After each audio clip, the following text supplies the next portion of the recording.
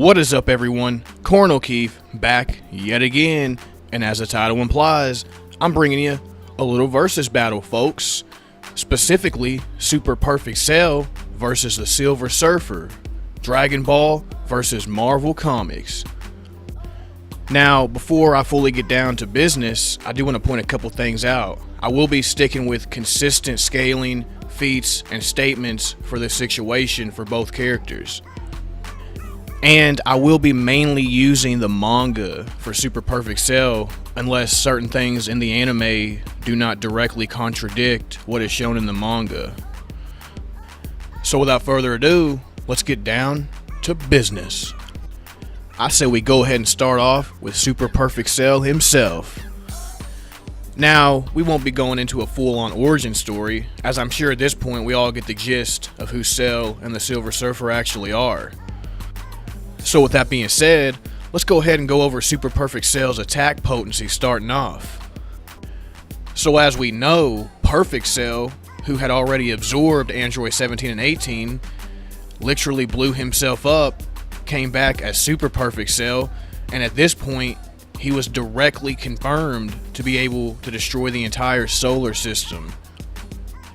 And one thing to keep in mind is several sources actually back this up. It's not just a random statement of him speaking in hyperbole or bragging. First of all, it was directly stated by himself in the manga and the anime, so the anime does not contradict the manga in this situation.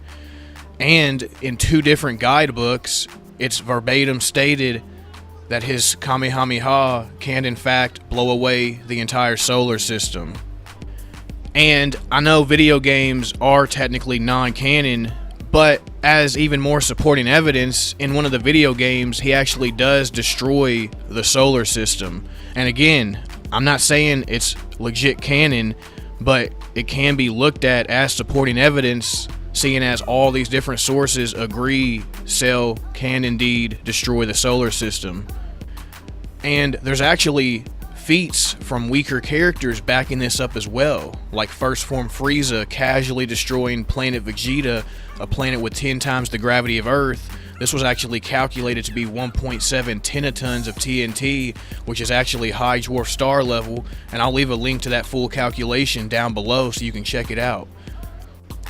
So we already have First Form Frieza being at high dwarf star level, and we know Super Perfect Cell is astronomically more powerful than even Final Form Frieza. Heck, he had already absorbed both 17 and 18, who are both themselves stronger than Final Form Frieza and Mecha Frieza for that matter. So yes, even much weaker characters than Super Perfect Cell can already perform dwarf star level feats. So Super Perfect Cell being able to destroy an entire solar system makes complete sense. So we have established Super Perfect Cell can destroy the solar system.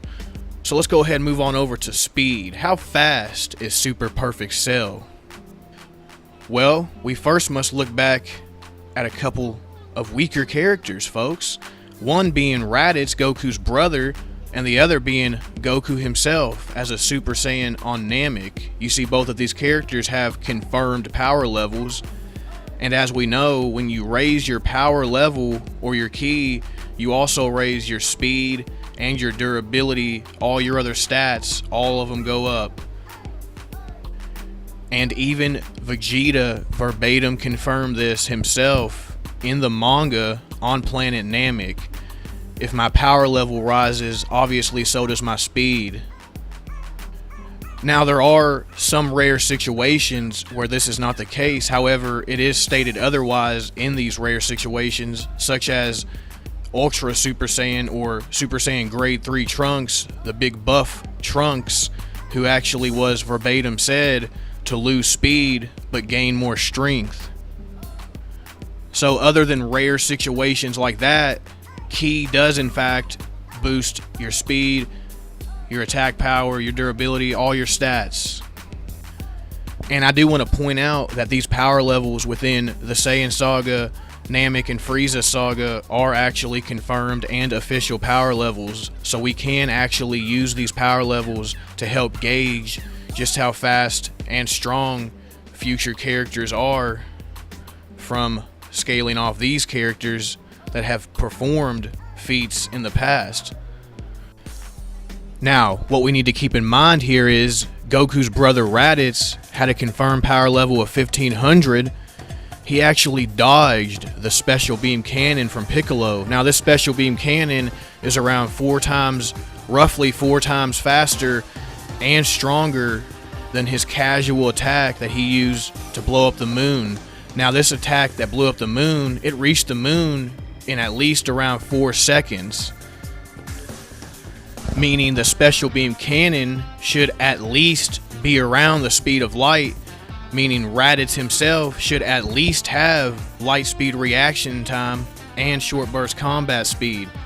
And if we know anything about Goku on Namek, specifically Super Saiyan Goku, it's that he had a confirmed power level of 150 million. So we divide 150 million by 1500 and you have 100,000 times the speed of light, at least, for Super Saiyan Goku on Namek. And as we know, even in Perfect Cell, before even absorbing any of the androids, is actually stronger than Super Saiyan Goku and faster than Super Saiyan Goku from Namek. So it is easy to see Super Perfect Cell himself is casually over 100,000 times the speed of light, casually in the massively faster than light ranges. As for durability, it should be solar system level as well. For one, heck, his body is capable of actually holding that amount of energy inside of him, and for the most part, in Dragon Ball, using Ki, your durability does equal out with your attack potency. And we even see this when Goku's on his way to Namek, blasting himself with his own Ki blast and tanking them, and even later on down the line in Dragon Ball Super on King Kai's planet training, Goku blasts himself with his own Kamehameha. So yeah, Super Perfect Cell is a solar system buster, has solar system level durability, and easily over 100,000 times the speed of light. Now, does he have any techniques, any skill to bring to the table? Well, folks, that's what we're about to find out. You see, he basically has all the other skills and techniques from basically all the other Z Warriors. Heck, he has the Special Beam Cannon, the Destructo Disc, the Kamehameha, the Death Beam. Heck, he even obtained the Instinct Transmission, as shown when he actually used it all the way from King Kai's planet to teleport himself back to the freaking Earth. He can even use the Solar Flare to blind his opponents, and heck, he has a crazy regeneration, basically Piccolo's regeneration times 100. He was able to regenerate from getting the top half of his body blown off, and regenerate from nothing but a single cell. Super Perfect Cell also has all of the combat skill and martial arts skill that all the other Z Warriors have, like the skill of Vegeta, Goku, the strategic mind of Piccolo, etc. He can even summon little Cell Juniors if he wanted to, and these Cell Juniors are roughly comparable to Perfect Cell. And that basically gives you the gist of Super Perfect Cell. Now I say we move on over to Norin Rad, aka the Silver Surfer, aka Herald of Galactus, and see what this badass has to bring to the table. Now, going over Silver Surfer's attack potency, it should be noted that the Silver Surfer has casually incinerated an entire solar system while pulling the souls out of Unilord himself. Surfer has also been seen creating a black hole, and heck, even causes supernovas just from flying through stars. Silver Surfer being on these casual solar system levels makes a lot of sense when you consider the fact weaker Heralds of Galactus like Nova have casually destroyed stars before, and yet Silver Surfer is superior to somebody like Nova, who has casually destroyed a large star.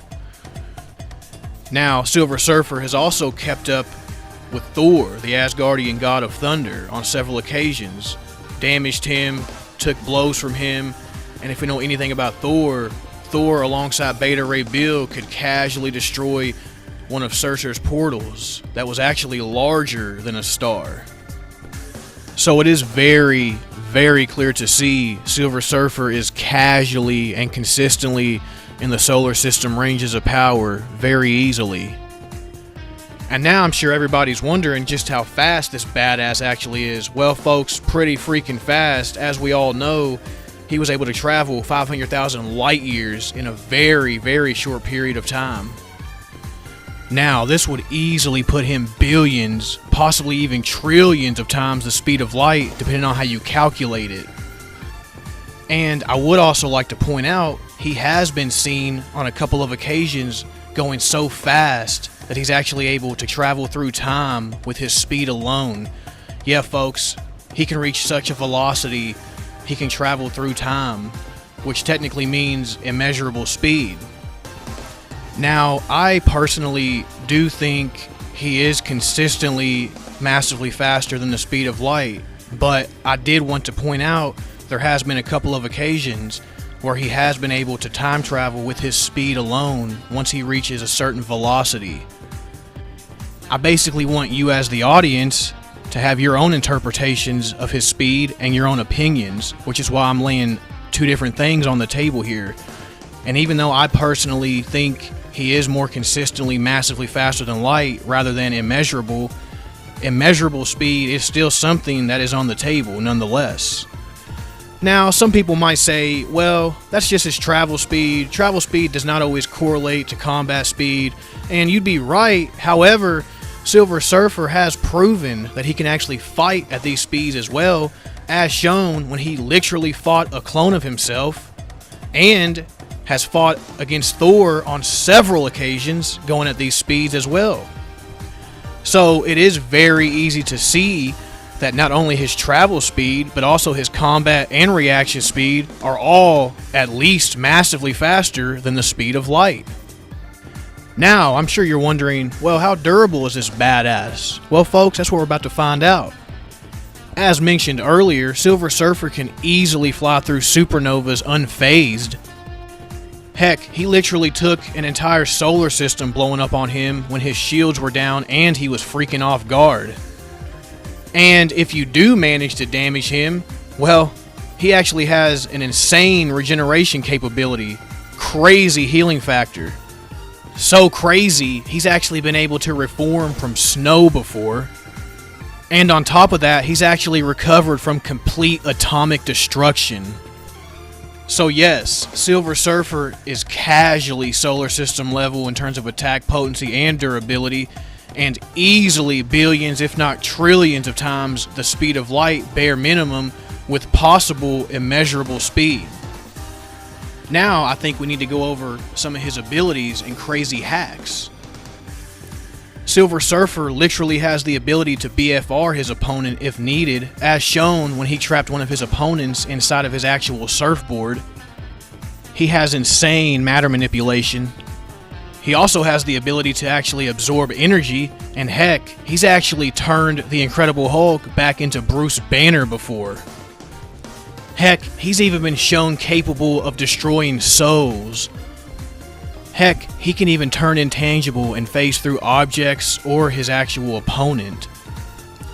And these are just a few of his abilities. Heck, you can write an actual book with the abilities that this badass actually has. And he's actually a very skilled hand-to-hand combatant, seeing as he's been able to hold his own against Thor, you know, the guy with thousands of years of combat knowledge and experience under his belt. So overall, Silver Surfer is casually solar system level in terms of attack potency, durability. He's easily billions, if not trillions of times the speed of light in terms of combat, reaction, and travel speed.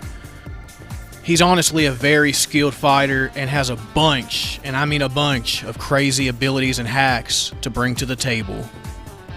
So, who do I think should win more often than not?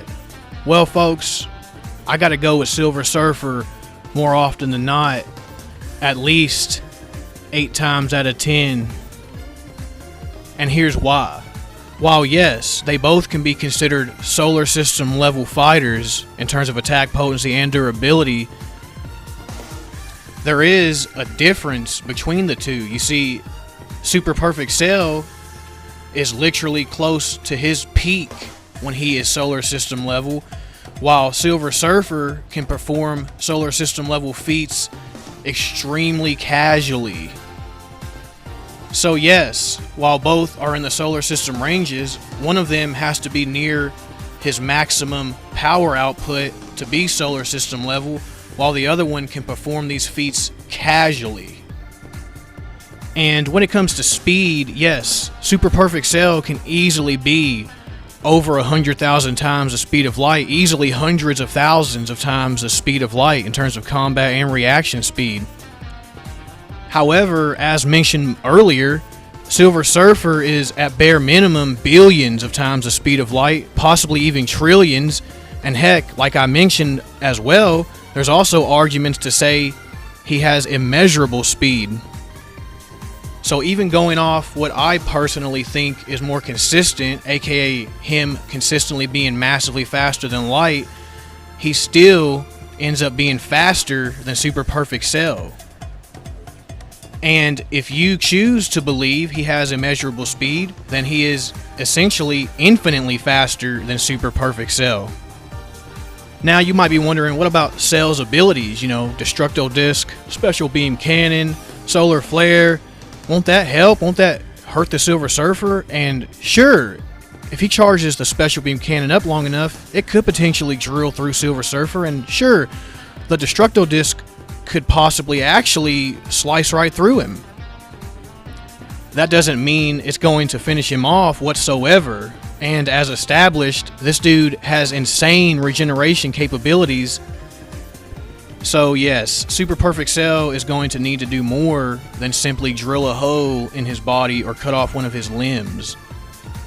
And seeing as Silver Surfer took a solar system blowing up while off guard, it's actually easy to say he could take Cell's solar system busting Kamehameha as well. So what about Silver Surfer's hacks and abilities?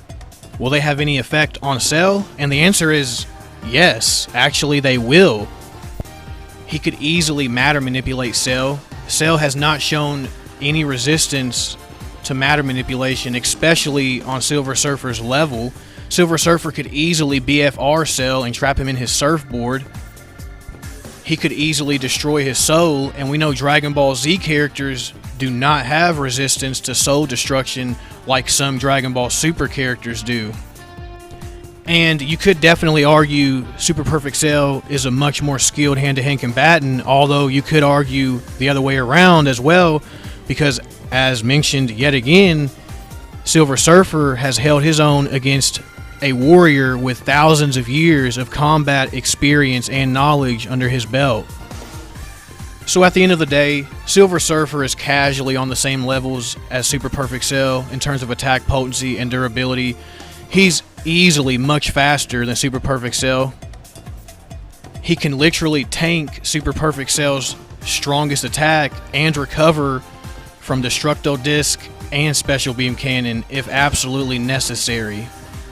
And Cell has really no way to counter any of Silver Surfer's hacks. So at the end of the day, folks, I gotta give this fight to Silver Surfer at least 8 times out of 10, more often than not. But let me know what you all think down below. If you have any more suggestions for me that you want me to do in the future, let me know that as well. Type it down below. As always, have a blessed day, folks. Peace.